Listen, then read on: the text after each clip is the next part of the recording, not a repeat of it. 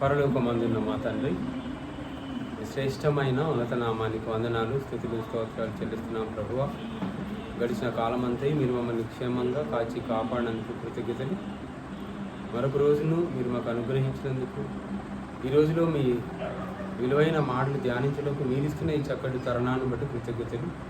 జరుగుతున్న ఈ కార్యక్రమం ద్వారా మీకే మహిమ కలగాలని మనస్ఫూర్తిగా కోరుకుంటూ, సంఘాన్ని దీవించండి, ఆశీర్వదించండి, అభివృద్ధిపరచండి అని, ఈ మాటలు ధ్యానిస్తూ ఉండగా సమయోచితమైన జ్ఞానాన్ని అనుగ్రహించండి అని ఈ ప్రార్థన యేసుక్రీస్తు వారి పవిత్ర నామములో ప్రార్థించి వేడుకుంటున్నాము తండ్రి, ఆమేన్. క్రీస్తునందు ప్రియమైన దేవుని పిల్లలందరికీ ప్రభు నామంలో వందనములు, శుభములు తెలియపరుస్తున్నాను. ఈరోజు ఒక విలువైనటువంటి అంశం బైబిల్లో నుండి ఆలోచన చేద్దాం. అంశం పేరు తప్పు ఒప్పుకుంటావా కప్పుకుంటావా. అంశం పేరు తప్పు ఒప్పుకుంటావా కప్పుకుంటావా. తప్పులు చేయుట మానవ సహజం, క్షమించుట దేవుని పని. తప్పు అనేది సహజంగా ప్రతి వ్యక్తి జీవితంలో జరుగుతుంది, కానీ అది తప్పని గుర్తెరగటం గొప్ప విషయం. తప్పు చేయని మనిషి అంటూ ఉండడు. క్రీస్తు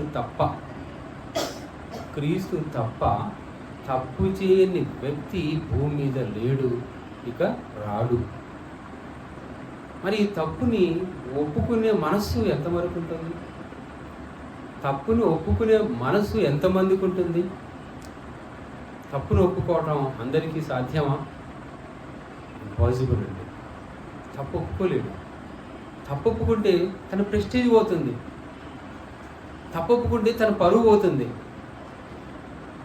తప్పు ఒప్పుకుంటే ఇక్కడ మనుషుల ముందు పరువు పోతుంది అనుకుంటున్నాడేమో, కానీ తప్పు ఒప్పుకోకపోతే పరలోకంలో ఉన్న దేవుడు మాత్రం ఒప్పుకోడని తెలుసుకోలేకపోతున్నాడు. తప్పు ఒప్పుకుంటే ఇక్కడ ఏమవుతుందండి? పరువు పోతుంది అనుకుంటున్నాడు, కానీ ఒప్పుకోకుంటే దేవుడు ఊరుకోడే. తప్పును ఒప్పుకోకపోతే, దేవుడు ఊరుకోకపోతే జరిగే పరిణామం ఏంటో తెలుసా? ఈ భూమి మీద తప్పులతో, నేరాలతో, పాపాలతో, ఘోరాలతో, ఎన్నో నేరాలతో బ్రతుకును ముగిస్తే మరుక్షణమే నరకాగ్నిగుండం. ఈ లోకం తెలుసుకొని నరకాగ్నిగుండం, ఈ ప్రపంచం గుర్తించిన నరకాగ్నిగుండం ఒకటి ఉంది. ఆ అర్థం కావాలంటే ఉదయాన్నే తూర్పు వైపును చూడాలి. దగదగ మెరిసే అగ్నిగుండం, అగ్నిగోళం, సూర్యగోళం భూమితో పోల్చుకుంటే కొన్ని లక్షల రెట్లు పెద్దగా ఉన్నటువంటి సూర్యగోళాన్ని మనం కళ్ళారా చూడగలుగుతున్నాం. అంటే మన కన్నులతో సూర్యగోళాన్ని చూడగలుగుతున్నాం అన్నప్పుడు మరి నరకగుండం ఉండదా? సూర్యగుండాన్ని చూడగలుగుతున్నామే ప్రతిరోజు ప్రతి ఒక్కరు, మరి నరకగుండం ఉండదా? ఈ మండు టెండర్లో ఒక్కొక్క చోట 45 డిగ్రీల సెల్సియస్, కొన్ని చోట్ల ఇది 50 డిగ్రీల సెల్సియస్, 44, 45 డిగ్రీల సెల్సియస్లో అగ్నిగుండంలో ఉంది, కొలిమి పెట్టినట్టు ఉంది బయట. ఇలాంటి భయంకరమైనటువంటి పరిస్థితిని సహించలేకపోతున్నామే. మరి చనిపోయిన మరుక్షణమే నరకాగ్నిగుండంలో పడితే ఎలా భరించగలం? ఎలా సహించగలం? అక్కడ అగ్ని ఆరదు, పురుగు చావదు. ఘోరమైనటువంటి అగ్నిగుండం అది, మహా అగ్నిగుండం అది. అలాంటి అగ్నిగుండానికి పోకుండా ఉండాలి అని అంటే దేవుడు భూమి మీద ఉన్నప్పుడే ఒక చక్కటి ప్రణాళికను ఏర్పాటు చేశాడు. అదే దేవుడు చెప్తున్న ఒక అద్భుతమైనటువంటి మాటల్ని మనం చదువుకుందాం. లేవియాకాండం 5వ అధ్యాయం 5వ వచనం అండి. లేవియాకాండం 5వ అధ్యాయం 5వ వచనం చదువుకుందాం. దేవుడు ధర్మశాస్త్రంలో తన పిల్లలైనటువంటి ఇజ్రాయేలీలకు రాయించిన మంచి మాటలు, దేవుడు తన పిల్లలైన ఇశ్రాయేలీలకు వ్రాయించిన మంచి మాటలు. లేవియాకాండం 5వ అధ్యాయం 5వ వచనం చదువుకుందాం. కాబట్టి అతడు వాటిలో ఏ విషయమందైనను అపరాధి అగునప్పుడు ఆ విషయమందే తాను చేసిన పాపమును ఒప్పుకొని ఏమంటున్నాడండి? తాను చేసిన పాపమును ఒప్పుకొని అంటున్నాడు. భూమి మీద వ్యక్తులు చేసే పాపాలను ఏం చేయాలి? ఒప్పుకోవాలి అంటున్నాడు. కప్పుకుంటున్నారు, ఒప్పుకోవడానికి ఇష్టపడటం లేదు. ఒప్పుకుంటే పరువు వద్దు అనుకుంటున్నారు, ఒప్పుకుంటే హోదా పడిపోద్దు అనుకుంటున్నారు, ఒప్పుకుంటే చులకరైపోతారు అనుకుంటున్నారు, ఒప్పుకుంటే నేను ఎంతో సిగ్గుపోతుంది అనుకుంటున్నారు. కానీ ఒప్పుకోకపోతే దేవుడు ఊరుకోడు. తప్పు ఒప్పుకోకపోతే తప్పుడు మనిషి, పాపం ఒప్పుకోకపోతే పాపి, పాపం ఒప్పుకోకపోతే పాపి అన్నప్పుడు పాపి చేరే చోటు ఏదో తెలుసా? నరకాగ్నిగుండం. భూమి మీద తప్పును ఒప్పుకొని పరలోకం వెళ్తావా? చేసిన తప్పును ఒప్పుకొని పరలోకం వెళ్తావా? చేసిన తప్పును ఒప్పుకోక నరకాగ్నిగుండానికి జారిపోతావా? Decide yourself, decide our self. మనకు మనమే నిర్ధారించుకోవాలి, మీకు మీరే నిర్ధారించుకోవాలి. భూమి మీద అల్పకాలం. తప్పు చేయని వాళ్ళు లేరు, పాపం చేయని వాళ్ళు లేరు, ఒక్క యేసుక్రీస్తు తప్ప. ఇక్కడ ధర్మశాస్త్రంలో కూడా చెప్తున్నటువంటి విషయం ఏంటో తెలుసా అండి? యాజకులు కూడా, ప్రధాన యాజకులు కూడా తప్పు చేస్తే తమ కొరకు బలర్పించాలి, ప్రజల కొరకు బలర్పించాలి. పాప ప్రాయశ్చిత్త బలి అర్పించడానికి యాజకుడు తన కొరకు పాప ప్రాయశ్చిత్త బలర్పించాలి, అలాగే ప్రజల పాప పరిహారార్థం బలర్పించాలి. మరి యాజకుడే తప్పు చేసినప్పుడు, ప్రజలే తప్పు చేసినప్పుడు ఈ ప్రపంచంలో తప్పు చేయని వ్యక్తి అంటూ ఉన్నారా అంటే అవును, ఉన్నాడు. ఎవరు ఆయన? మహనీయుడు, శకపురుషుడు, యుగపురుషుడు, మృత్యుంజయుడు, సత్యానికి నిలువెత్తు సాక్ష్యం యేసుక్రీస్తు. మరణాన్ని జయించిన, మరణపు ముళ్ళును విరిచిన మహనీయుడు యేసుక్రీస్తు. తప్పు చేయకుండా ఉన్నాడు, పాపం చేయకుండా ఉన్నాడు, సమాజాన్ని సంస్కరించాడు, సమాజాన్ని తన పవిత్ర రక్తం చేత పవిత్రులుగా మార్చాడు, తన ప్రాణాన్ని ప్రజల కొరకు అర్పించిన పుణ్యమూర్తి, త్యాగశీలి యేసుక్రీస్తు. ఆయన ఒక్కడే తప్పు చేయని మహనీయుడు. ఆయన బ్రతికున్నటువంటి సమయంలో నాలో పాపం ఉందని మీలో ఎవరు స్థాపించగలరు అని బహిరంగంగా సవాలు విసిరాడు. ఎవ్వరు ముందుకు రాలేదండి. యేసుక్రీస్తు తప్పు చేసినట్టుగా నిరూపించడానికి ఎవరు ముందుకు రాలేదు. అనేక నేరారోపణలు చేశారు, అనేక నేరారోపణలు చేశారు. ఏ నేరము కూడా రుజువు చెయ్యలేకపోయారు. ఎందుకు? అతను తప్పు చేయలేదు కనుక. ఏ నేరము కూడా రుజువు కాలేదు గల కారణం ఆయన పాపి కాదు కనుక. ఆయన పాపి కాదు, పాపులను రక్షించడానికి వచ్చిన కారణ జన్ముడు, పాపరహితుడు, పవిత్రుడు, దేవుని కుమారుడు, దేవుడు. కాబట్టి దేవుడు చెప్తున్న ఒక అద్భుతమైనటువంటి మాటల్లోకి వెళ్ళిపోతే, దేవుడు రాయించిన దివ్య గ్రంథంలో విలువైనటువంటి మాటలు మనం చదువుకుందాం అండి. 1 సమూయేలు 7వ అధ్యాయం 6వ వచనం. మొదటి సమూయేలు 7వ అధ్యాయం 6వ వచనం చదువుకుందాం. ఏమని రాయబడిందో చూద్దాము. 1 సమూయేలు 7వ అధ్యాయం 6వ వచనం.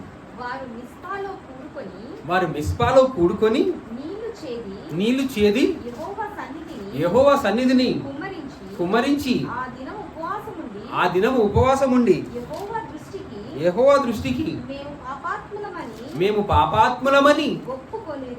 ఆహా, ఇక్కడ మాత్రం ఒప్పుకోవచ్చు అండి వాళ్ళని. ఎందుకు ఒప్పుకోవచ్చు? పాపాలు ఒప్పుకున్నారు కనుక. వాళ్ళు ఎందుకు ఒప్పుకోవచ్చు అండి వాళ్ళని? పాపాలను ఒప్పుకున్నారు కనుక. ఈ పాపాలను ఒప్పుకునే మనసు ఉంటుందండి అందరికీ? పాపాలను ఒప్పుకునే మనసు అందరికీ ఉండదండి. పొరపాటు చేసిందని కూడా ఐఎమ్ సారీ అండి అని అంటారు ఎవరైనా? చాలా తక్కువ మంది అండి. మంచి మనసు ఉన్న వాళ్ళు, మంచి గుణవంతులు ఏం చేస్తారు తెలుసా? తప్పు జరిగితే మనస్ఫూర్తిగా అవునండి తప్పండి ఐఎమ్ సారీ. యథార్థవంతులు అయితే ఒప్పుకుంటారండి. మంచి మనుషులు అయితే ఒప్పుకుంటారండి. కానీ గర్విష్ఠులు అయితే ఒప్పుకోరు. కాబట్టి ఇక్కడ చూడండి, ఇజ్రాయేల్ ఏం చేశారు? తాము చేసినటువంటి పాపములను వారు ఒప్పుకున్నారు, కప్పుకోలేదు. చూడండి, చాలామంది పెద్ద పెద్ద మనుషులు ఉంటారు చూడండి సమాజంలో, బడా పెద్ద మనుషులు ఉంటారు. వాళ్ళు ఏ తప్పు చేసినా కూడా ఏం చేస్తారో తెలుసా? దొరికితేనే దొంగ, దొరకకపోతే దొర. వాళ్ళు ఎలా చలామణి అవుతారంటే, సమాజంలో మాకంటే పెద్దవాళ్ళు లేరు, సమాజంలో మేమే గొప్ప హోదా కలిగిన వాళ్ళము, తప్పులు చేసినా మమ్మల్ని అడిగేవాళ్ళు లేరు అనుకొని మేకపోతు గాంభీర్యాన్ని ప్రదర్శిస్తారు చూడండి. మేమే పెద్ద మనుషులం, మేమే గొప్పవరం, మేమే తప్పు చేస్తే మమ్మల్ని ఎవరు అడగడానికి వీల్లేదు, మేము మాత్రం ఎవరైనా తప్పు చేస్తే మాత్రం అడుగుతాం, నిలదీస్తాం అనే మనస్సు కలిగినటువంటి వాళ్ళు కూడా సమాజంలో లేకపోలేదు. కాబట్టి అలాంటి వారు ఎప్పుడు కూడా ఏం చేస్తారో తెలుసా అండి, తాము చేసినటువంటి తప్పులను నిర్భయంగా చేస్తూ ఒప్పుకోని మనస్సు కలిగిన వారు ఉంటారండి. అలాంటి వారి విషయంలో చాలా దేవుడు కోపంతో ఉన్నాడు. అలాంటి వారి విషయంలో దేవుడు ఒక మంచి మాట రాయించాడండి. ఏమని రాయించాడో చూద్దామా? ఒక అద్భుతమైనటువంటి మాట ఏమని రాయించాడో చూద్దామా? సామెతల గ్రంథం 23వ అధ్యాయం, సామెతల గ్రంథం 28వ అధ్యాయం 13వ వచనం. సామెతల గ్రంథం 28వ అధ్యాయం 13వ వచనం చదువుకుందామండి. అతిక్రమములను దాచిపెట్టువాడు వర్ధిల్లుడు, వాటిని ఒప్పుకొని విడిచిపెట్టువాడు అదండి కనికరమును పొందును. ఎంత గొప్ప మాట అండి, ఇప్పుడున్న సమాజానికి అవసరమైన మాట. ఏమంటాడ? అతిక్రమములను దాచిపెట్టువాడు వర్ధిల్లుడు అంటున్నాడు. అతిక్రమములను దాచిపెట్టువాడు వర్ధిల్లుడు. తప్పు దాచిపెడితే చాలా ప్రమాదం అండి. తప్పు దాచిపెడితే చాలా ప్రమాదం, ఎప్పటికైనా ప్రమాదం. తప్పు ముప్పు, చాలామంది అంటారు అప్పు ముప్పు అని, చాలామంది అంటారు అప్పు ముప్పు అంటారు, కానీ తప్పు ముప్పు అని తెలుసుకోగలగాలి. అప్పు చేస్తే చాలండి, ఏమైపోతుంది తెలుసా? మిత్తికి మిత్తి, మిత్తికి మిత్తి, బారువడ్డీ, చక్రవడ్డీ, అది తడిసి మోపడైతే అది అప్పు గురించి తెలుసు. మరి తప్పుల గురించి? తప్పు కనుక కప్పు పెడితే దినాలు గడుస్తున్నా కొలది, కాలం గడుస్తున్నా కొలది ఆ తప్పు వేరులు పారి నీకు ఉరితాడవుతుందండి. తప్పును తొందరగా ఒప్పుకోకపోతే, ఆ తప్పును గురించి బాధపడకపోతే, ఆలోచించకపోతే ఏమంటున్నాడు? ఇప్పటివరకు ఏమని చెప్పాడు చూడండి. వాటిని ఏం చేయాలి? ఒప్పుకోవాలండి, నిర్మమాటంగా ఒప్పుకోవాలి, మంచి మనసుతో ఒప్పుకోవాలి. గొప్పవాళ్ళండి, ఒప్పుకునే వాళ్ళు చాలా గొప్పవాళ్ళు. తప్పు ఒప్పుకునే వాళ్ళు చాలా గొప్పవాళ్ళు, తప్పును కప్పుకునే వాళ్ళు చాలా హీనులు అని అర్థం. తప్పు ఒప్పుకోవాలి.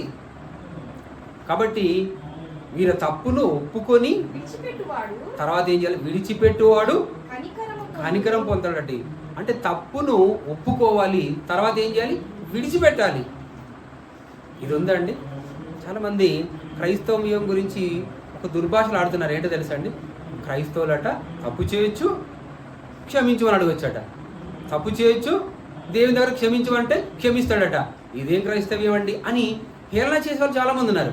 కానీ తప్పు, క్రైస్తవ్యం గురించి వాళ్ళు చాలా తప్పుగా ఆలోచిస్తున్నారు. క్రైస్తవ్యంలో ఎంత స్ట్రిక్ట్ ఉంటుందనంటే, తప్పు చేస్తే క్షమించేది మొదటిసారి మాత్రమే.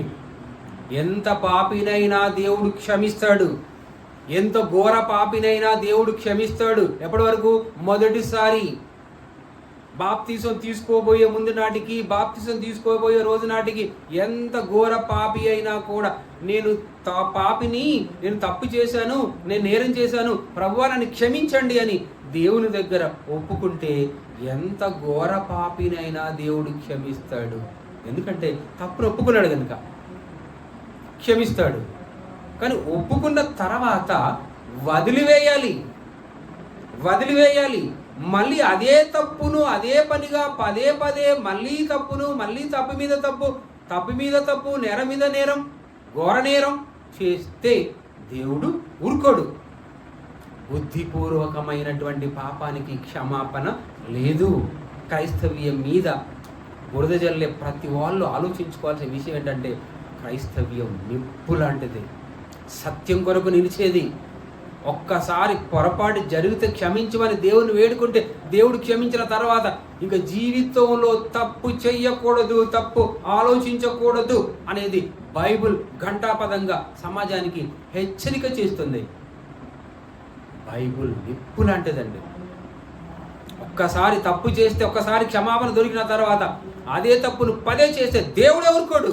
ఏ దేవుడైతే తప్పును క్షమించాడో, సమస్త జనులారా నా యొద్దకు రండి, మీకు నేను విశ్రాంతిని కలుగజేస్తాను అని చెప్పిన దేవుడే తప్పు చేస్తే క్షమిస్తాడు, మరీ తప్పు చేస్తే శిక్షిస్తాడు. తప్పు చేస్తే క్షమిస్తాడు, మరొకసారి చేస్తే శిక్షిస్తాడు. అదండి బైబిల్ చెప్పే నినాదం, బైబిల్ చెప్పే సత్యం.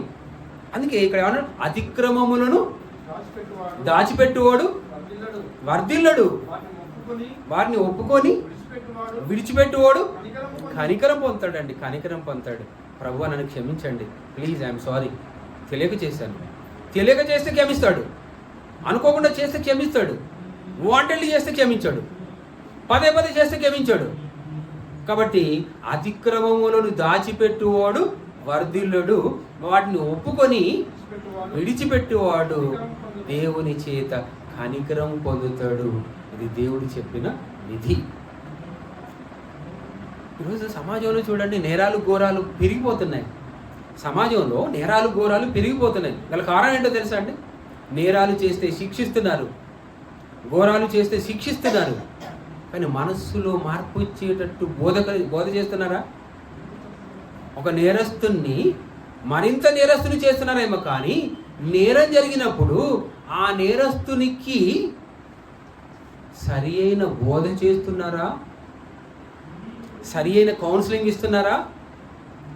ఒకసారి యేసుక్రీస్తు దగ్గరికి దొంగలు వచ్చారు, నేరస్తులు వచ్చారు, వ్యభిచారమందు పట్టబడ్డ వాళ్ళు వచ్చారు, తిరిగి పవిత్రులుగా వెళ్ళారు. అది క్రీస్తు ద్వారా జరిగిన సత్యం, క్రీస్తు మాటల ద్వారా జరిగినటువంటి వాస్తవం.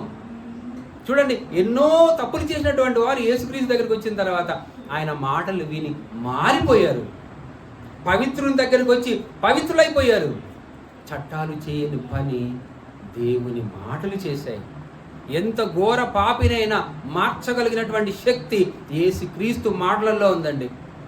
తప్పు చేశాడనే కదా శిక్షించారు సిలువలో. యేసుక్రీస్తుతో పాటు ఇద్దరు నేరస్తులని, ఇద్దరు దొంగలని తప్పు చేశారనే కదా, దొంగలనే కదా. అలాంటి దొంగలని నాటి ప్రభుత్వం మార్చలేకపోయింది. అలాంటి కరడుగట్టటువంటి దొంగలని, అలాంటి నేరస్తులని, యేసుక్రీస్తుతో పాటు సిలువ వేసినటువంటి నేరస్తులని నాటి చట్టాలు, నాటి ప్రభుత్వం మార్చలేకపోయింది. కానీ సిలువలో పలికిన కొన్ని మాటలండి, సిలువలో పలికిన కొన్ని మాటలతో పక్కకున్న దొంగ హృదయం కరిగిపోయింది. నిజం తెలుసుకున్నాడు, మనసు మార్చుకున్నాడు. ప్రభువా నీ రాజ్యంతో వచ్చినప్పుడు నన్ను జ్ఞాపకం చేసుకోండి ప్లీజ్ అని వేడుకున్నాడు. What a change! ఎంత గొప్ప మార్పు ఆలోచించండి. ఒక దొంగ, ఒక నేరస్తుడు పక్కకున్న నేరస్తులతో ఏమన్నాడు తెలుసా అండి? ఒరే, మన ఇద్దరం నేరస్తులము, ఆ మహనీయుని అలా అనకూడదు, మనం తప్పు చేసాం కనుక ఈ శిక్ష మనకు సబబే. కానీ ఆయన ఏ శిక్ష, ఏ తప్పు చేయలేదన్నాడు. యేసుక్రీస్తు ఏ తప్పు చేయలేదు, మన కొరకు శిక్ష అనుభవిస్తున్నాడని మంచి మారు మనసు పొంది మాట్లాడాడండి. ప్రభు అని రాజ్యంతో వచ్చినప్పుడు నన్ను జ్ఞాపకం చేసుకో ప్రభు అన్నప్పుడు యేసు ప్రభు చల్లటి మాట అన్నాడు. ఏంటో తెలుసా? నేడు నీవు నాతో కూడా పరదేశులోకి వస్తావు అన్నాడు. ఎంత గొప్ప మార్పు అండి!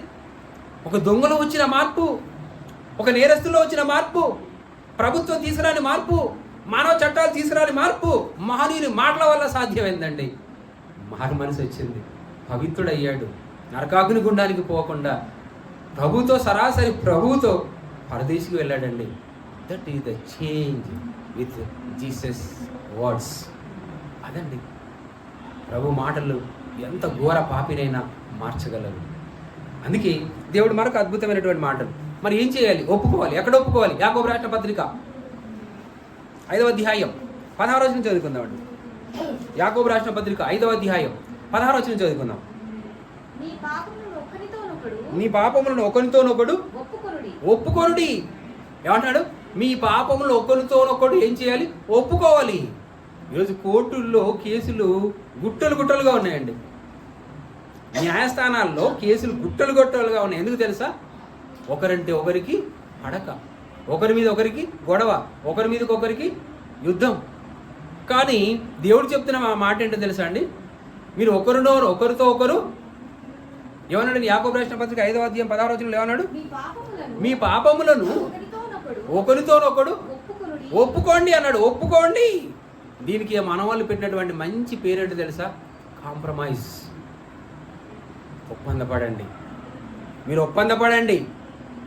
వద్దు గొడవలొద్దు, మీ గొడవలు పెంచుకోకండి, వైషమ్యాలు వద్దు, ప్రేమతో ఒక నిర్ణయానికి రండి, చర్చించుకోండి, ఒప్పుకోండి. తప్పు చేస్తే ఐఎమ్ సారీ అని చెప్పండి. ఎదురువాడు తప్పు చేస్తే క్షమించండి. యేసుప్రభు చెప్పిన మాటలండి. గొడవ ఎప్పుడు సర్దుమనుతుందో తెలుసా అండి? నువ్వెంత అంటే నేనంత కాదు, నా పట్ల నువ్వు తప్పు చేసావే, సరే వదిలేస్తున్నాను, క్షమిస్తున్నాను, ఒప్పుకోవాలి. నా పట్ల నువ్వు తప్పు చేసావే, సరే నేను నిన్ను క్షమిస్తున్నాను. యేసుప్రభు క్షమించలేదా? యేసుప్రభుని ఎంత హింసించినా చివరికి ప్రాణాలు తీస్తున్నా క్షమించలేదా? యేసుప్రభు వారసులంగా మనం ఏం చేయాలి? మనకు ఎవరైనా ద్రోహం చేసినా, తప్పు చేసినా, నేరం చేసినా క్షమించాలి. మరి మనం వాళ్ళకు తప్పు చేస్తే క్షమాపణ అడగాలి. I'm sorry. ఒకరినొకరు ఏం చేయాలి? ఒప్పుకోవాలి. అప్పుడు గొడవ సద్దుమణుగుతుందండి. ఒప్పుకోవడం వల్ల ఏం జరుగుతుంది తెలుసా? గొడవ, ఇద్దరి మధ్యలో ఉన్నటువంటి గొడవ సద్దుమణుగుతుంది. ఇద్దరి మధ్యలో సమాధానం ఏర్పడుతుంది. ఇద్దరి మధ్యలో స్నేహభావం ఏర్పడుతుంది. ఇద్దరి మధ్యలో ఒక మంచి వాతావరణం ఏర్పడుతుందండి. అది దేనివల్ల సాధ్యం? దేవుడు చెప్తున్న మాటల వల్ల సాధ్యం. కాబట్టి ఏమన్నాడండి? ఒప్పుకోవాలి. ఎజ్రా గ్రంథం 10వ అధ్యాయం 1వ వచనం చదువుకుందాం. ఎజ్రా గ్రంథం 10వ అధ్యాయం 1వ వచనం చదువుకుందాం అండి. ఎజ్రా 10వ అధ్యాయం 1వ వచనం. ఎజ్రా 10వ అధ్యాయం 1వ వచనం ఏమన్నాడు చూద్దాం. ఎజ్రా ఒక మంచి జ్ఞాని అండి, ఒక మంచి గొప్ప వ్యక్తి అండి. అలాంటి జ్ఞాని, గొప్ప వ్యక్తి ఎలా ప్రవర్తించాడు చూడండి. 10వ అధ్యాయం 1వ వచనం. 10వ అధ్యాయం 1వ వచనం. ఎజ్రా ఏడ్చుచు దేవుని మందిరంలో కాదు, దేవుని మందిరము ఎదుట సాష్టాంగపడుచు పాపమును ఒప్పుకొని, ఎంత గొప్ప మాట అండి. ప్రార్థన చేశాను. ఎప్పుడు? గుళ్ళో కాదండి, దేవాలయంలో కాదు, గుడికి ముందు, దేవాలయానికి ముందు సాష్టాంగపడి పాపములు ఒప్పుకున్నాడండి.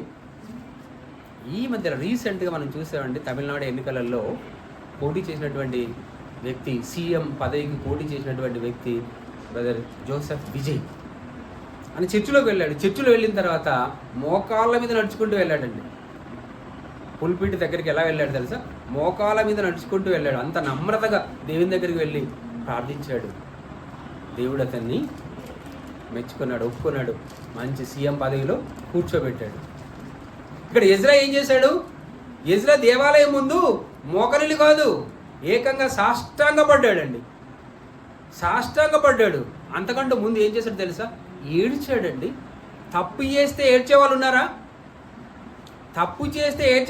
ఈరోజు పశ్చాత్తాపపడే వాళ్ళు ఉన్నారా? ఈరోజు కాదు. తప్పు చేసి ఏడిపించే వాళ్ళు ఉన్నారు. ఈనాటి సమాజంలో ఎవరున్నారు? తప్పు చేసి ఐఎమ్ సారీ, అయ్యో పొరపాటైందని ఏడ్చేవాళ్ళు లేరు. తప్పు చేసి ఎదుటి వాళ్ళను ఏడిపించే వాళ్ళు ఉన్నారు. కానీ ఎజ్రా జరిగినటువంటి పొరపాటుకు చింతిస్తూ, జరిగినటువంటి పొరపాటుకు బాధపడుతూ, ఏడుస్తూ గుడి దేవాలయం ముందు సాష్టాంగపడ్డాడు, తప్పొప్పుకున్నాడు, ప్రార్థన చేశాడండి. అంత గొప్ప వ్యక్తి తప్పొప్పుకున్నప్పుడు మనం ఏంటి? తప్పు చేసినప్పుడు ఎందుకు ఒప్పుకోకూడదు? తప్పును ఒప్పుకోవాలి తప్ప కప్పుకోకూడదు.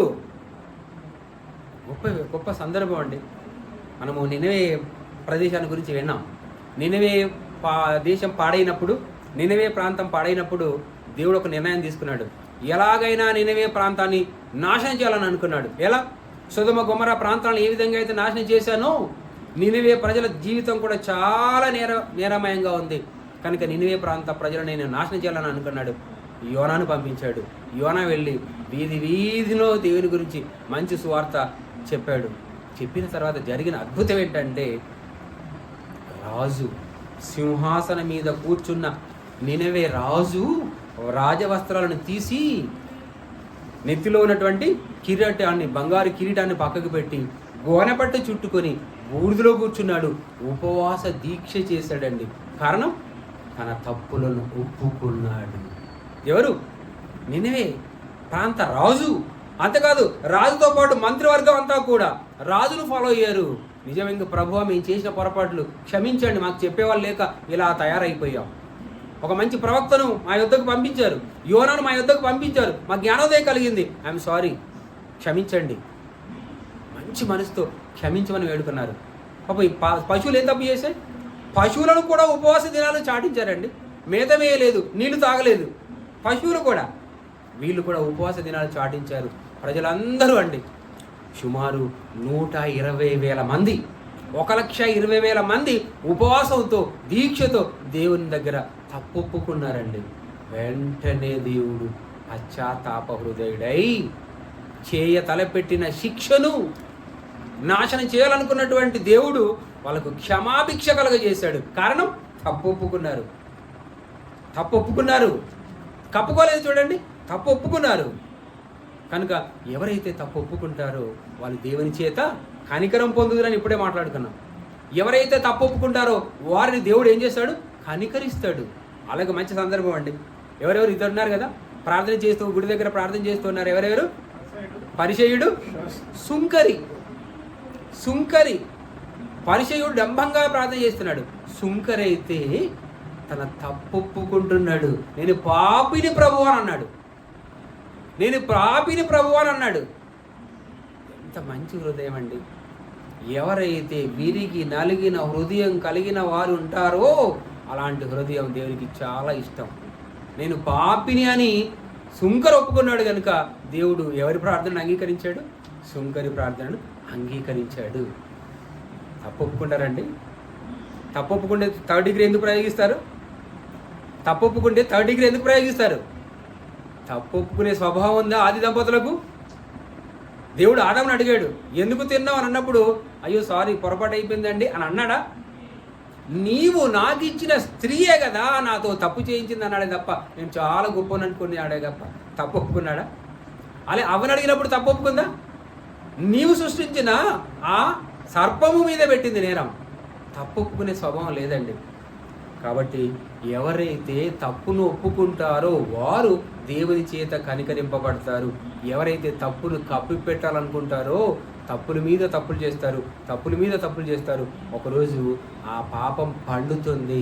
ఆ పాపిని నరకాగ్ని గుండంలో పడేస్తుంది. జాగ్రత్త.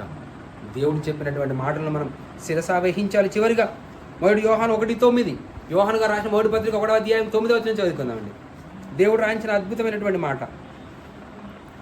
1 యోహాను 1వ అధ్యాయం 9వ వచనం. మన పాపములను మనము ఒప్పుకొనిన ఎడల ఆయన నమ్మదగిన వాడును నీతిమంతుడు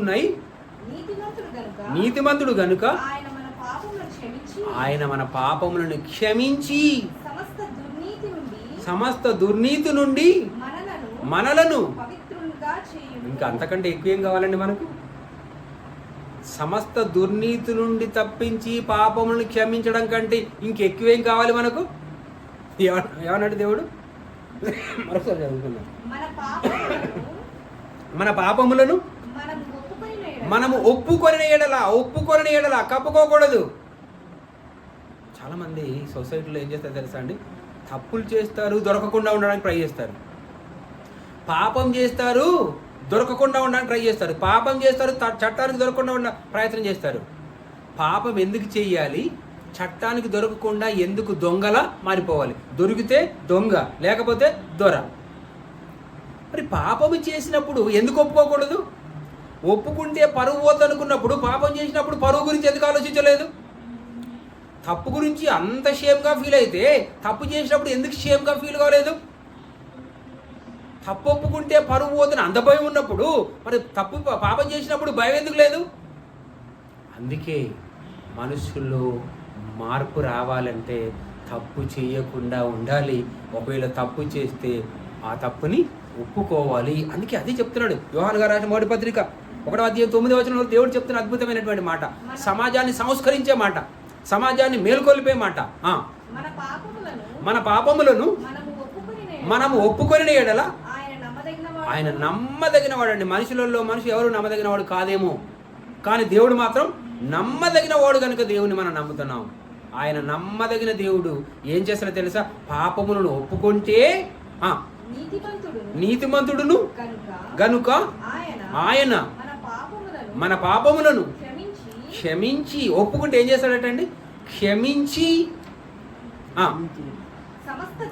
సమస్త దుర్నీతి నుండి మనలను పవిత్రులుగా. అదండి గొప్ప మనసు దేవునిది. మనం ఒప్పుకుంటే చాలు.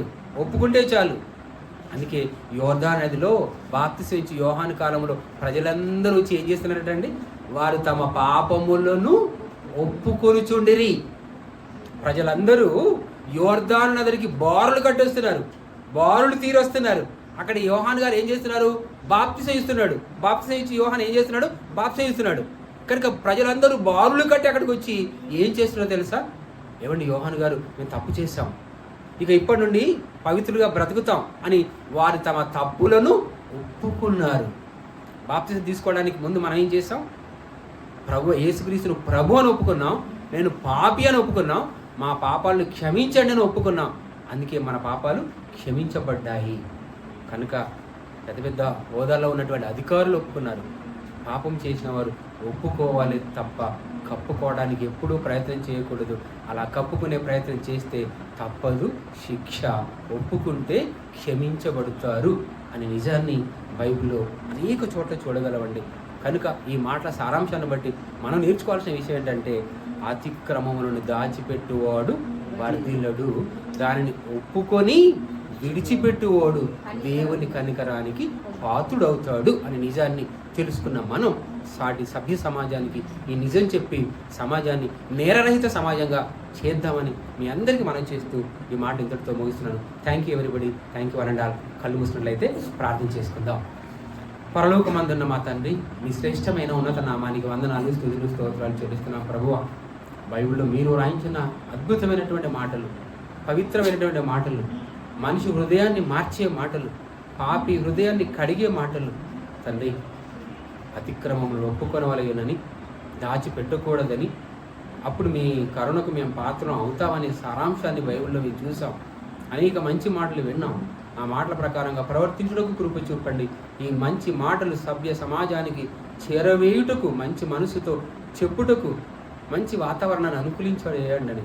సంఘాన్ని దీవించి ఆశీర్వదించండి ప్రార్థన నీ కుమారుడు మా ప్రభు యేసుక్రీస్తు వారి పవిత్ర నామములో ప్రార్థించి వేడుకుంటున్నాం తండ్రి. ఆమేన్. Thank you very much.